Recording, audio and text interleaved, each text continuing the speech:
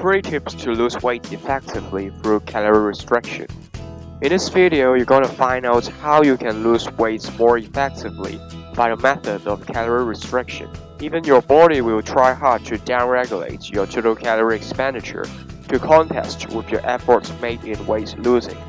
If you want to know more about how and why our body tends to fight against our efforts when we are trying to lose weight, watch my previous video by clicking the link at the right hand corner.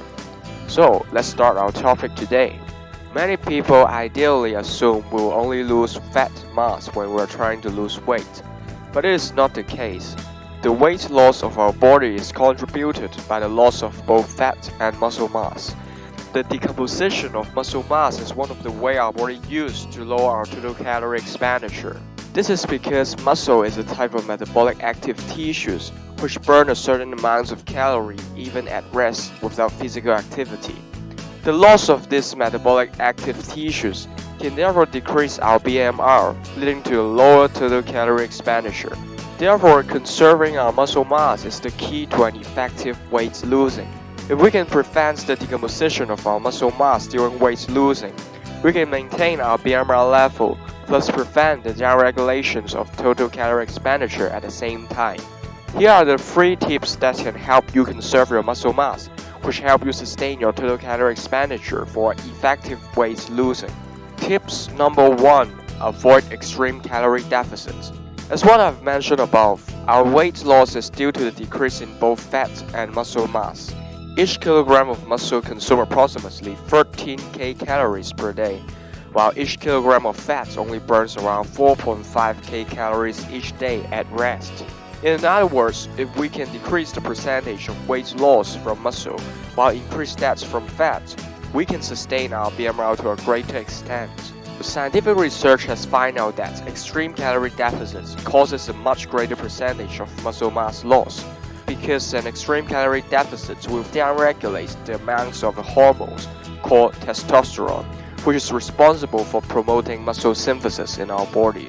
Instead of creating an extreme calorie deficit, a rate of 500 to 750 kcal deficits per day is an effective rate to lose weight without greatly increase the loss of muscle mass. Tips number 2. Increase the proportion of protein intake in diets.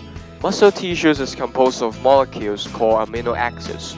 Human body needs to obtain amino acids from protein intake to synthesize muscle tissues. It has been widely proven that a high protein intake diet can help conserve muscle mass under calorie restriction condition.